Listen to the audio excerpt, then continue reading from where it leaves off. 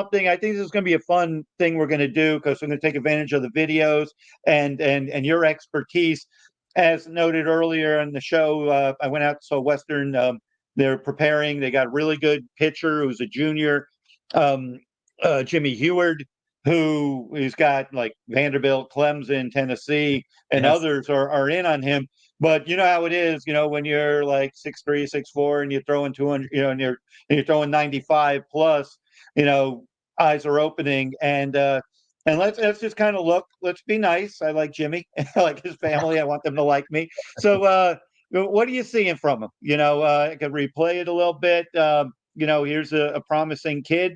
Just kind of your thoughts and assessment. Well, I can tell already, you talk about 95 miles an hour and you can see it in him. I mean, he's got very clean mechanics. He kind of drops and drives just a little bit. You see the both knees, they kind of push in just a little bit, and he creates a tremendous amount of torque, tremendous amount of power. And he's got a great arm angle. I mean, this is going to be a nightmare for any high school hitter to deal with, especially a right-handed hitter.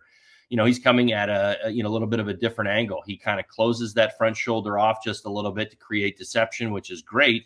I mean, the one thing, again, without knowing him, too well, command might be a little bit of an issue moving forward. It's not the cleanest of angles, I guess, really more than anything. And you can see it. And of course, some of this is always intentional, knowing, a lot of my ex-teammates and guys that I talk to, throughout my career, guys that were trying to create hard angles for hitters to see and to pick up the baseball, trying to get their fastball to play up to a higher velocity. And again, that's all about how the hitter sees it. Somebody with nice, clean mechanics at 6'5", throws 96. He's over the top, shows you the ball early. Most hitters will tell you he doesn't feel like 96. He feels more like 92. Even though the radar gun's giving you a nice big number, he's probably getting hit hard because you see the ball early. He's coming over the top. You're comfortable in the box. You're not. When I look at Jimmy right here, I mean, he looks like an uncomfortable at bat. He looks like there's going to be a lot of action for me. I'm being a left-handed hitter. From the middle of the plate away, that's probably the side of the plate he commands the best. I would guess that he may have at times issues getting strikes to the inside part of the plate on left-handed hitters, but that's just me. And again, this is my first glimpse at him. Stuff-wise, I mean, listen, he's already part of the elite conversation as far as high school is concerned. That arm angle is going to be tough for any high school hitter, and really, if he knows his stuff, and this is something that he is very consistent with and practices, and he commands the strike zone, because as we know, as you climb higher and higher, your stuff will play, but it also has to be in the strike zone. Because one thing that is just absolutely not tolerated at the major league level, whether it's my generation or today's generation, is walks. And walks turn into runs, and that, that's always going to be, a topic of conversation. So command, I'm thinking, is probably going to be the one thing that he's got to maintain throughout his career. But as far as what he presents, that's an uncomfortable at bat for anybody. His 95, I'm sure, probably plays up. He's probably got a little bit sink on his fastball as well. His slider, I would imagine, is probably more like a sweeper, as they call it now, and has a lot of action, a lot of swing and miss. He's going to dominate high school hitters. The challenge for him is going to be taking his game and these mechanics to the next level and being able to duplicate them. Because like I said, it really doesn't matter how talented you are or how hard you throw if you're not consistent in and around the plate. We talk about it. We used to talk about it all the time. Easy takes, guys who threw really, really hard.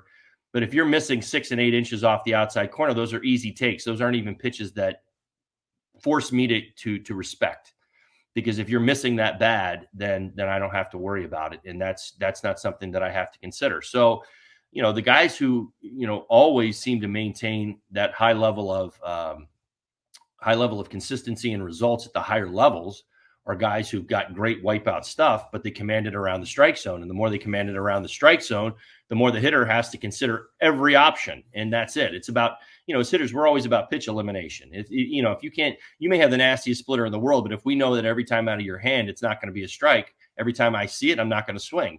And I've already made that decision before the ball even comes in, before it even gets near home plate, because if I can recognize it and I can see it out of your hand, and that the percentages tell me that it's not going to be a strike, then I'm not going to worry about it.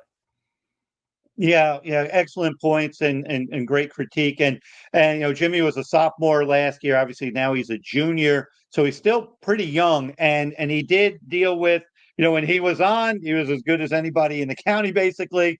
But then there were, without breaking down his games, there were high walk games as well, or high pitch counts, deep counts, because we have some really good hitters down here that are used to velocity that can make the pitcher work and make a tougher